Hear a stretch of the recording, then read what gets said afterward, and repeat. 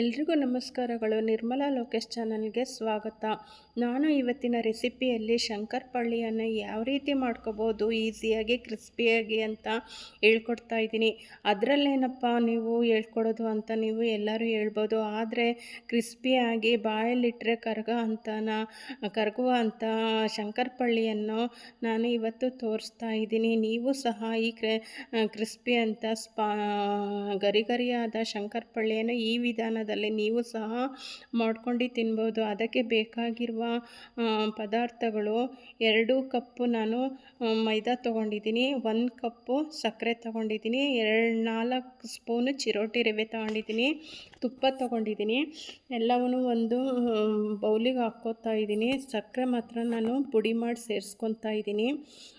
ಅದೇ ರೀತಿ ತುಪ್ಪನೂ ಸಹ ನಾನು ಮೆಲ್ಟ್ ಮಾಡಿ ಕರಗಿಸಿ 3 ಸ್ಪೂನ್ ಹಾಕ್ತಾಯಿದ್ದೀನಿ. ಚುಟ್ಕಿ ಉಪ್ಪನ್ನು ಸೇರಿಸ್ತಾ ಇದ್ದೀನಿ ಟೇಸ್ಟಿಗೋಸ್ಕರ. ಎಲ್ಲ ಹಿಟ್ಟನ್ನು ಚೆನ್ನಾಗಿ ಒಂದುಗೂಡಿಸ್ಕೋಬೇಕು. 1/4 ಲೋಟ ಹಾಲು ಹಾಕ್ಕೊತಾ ಇದ್ದೀನಿ. ಹಾಲು 1/4 ಲೋಟ ತೊಗೊಂಡಿದ್ದೀನಲ್ಲ, ನೀರು ಎಷ್ಟು ಬೇಕೋ ಅಷ್ಟನ್ನು ಹೀಗೆ ಸಿಮ್ಸ್ಕೊತಾ ಗಟ್ಟಿಯಾಗಿ ಕಲಿಸ್ಕೋಬೇಕಾಗುತ್ತೆ.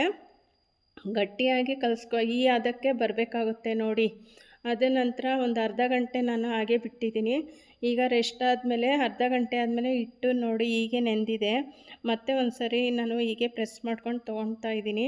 ನಂತರ ಎಷ್ಟು ಗಾತ್ರ ಬೇಕೋ ಅಷ್ಟು ಚಪಾತಿ ಹಿಟ್ಟಿನ ಗಾತ್ರದಷ್ಟು ತೊಗೊಂಡು ಲಟ್ಟಿಸ್ತಾ ಇದ್ದೀನಿ.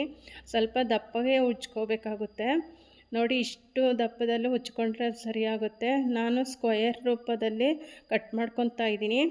ಎಣ್ಣೆ ಕಾದಿದೆ ಆಲ್ರೆಡಿ. ಒಂದೊಂದೇ ನಾನು ಎಣ್ಣೆಗೆ ಬಿಡ್ತಾ ಇದ್ದೀನಿ. ಎಣ್ಣೆ ಬಿಟ್ಟಿದ ತಕ್ಷಣ ಸ್ಪೂನ್ ಹಾಕ್ಬಾರ್ದು.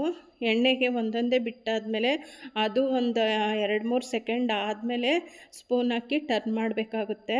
ನೋಡಿ ಎಷ್ಟು ಚೆನ್ನಾಗಿ ಬರ್ತಾಯಿದೆ. ಈಗ ಅದಕ್ಕೆ ಬಂದಿದೆ ಬ್ರೌನ್ ಕಲರ್ ಬಂದಮೇಲೆ ನಾನು ಅದನ್ನು ತೆಗೆದು ಟಿಶ್ಯೂ ಪೇಪರ್ ಮೇಲೆ ಹಾಕ್ತಾಯಿದ್ದೀನಿ. ನೋಡಿ, ಒಮ್ಮೆ ನೀವು ಸಹ ಈ ರೀತಿ ಟ್ರೈ ಮಾಡಿ. ನೀವೇ ಹೇಳ್ತೀರಾ ಎಷ್ಟು ಸುಲಭ ಅಂತ. ನನ್ನ ವಿಡಿಯೋ ನಿಮಗೇನಾದರೂ ಇಷ್ಟ ಆದರೆ ಇನ್ನೊಂದು ಸರಿ ಈ ಥರ ನೋಡಿ ಮಾಡಿ ತಿನ್ನಿ. ನೋಡಿ ಎಷ್ಟು ಚೆನ್ನಾಗಿ ಮುರಿತಾ ಇದೆ. ನೋಡಿ 3 ಬೆರಳಲ್ಲೇ ಅದು ಕಟ್ಟಾಗ್ತಾ ಇದೆ.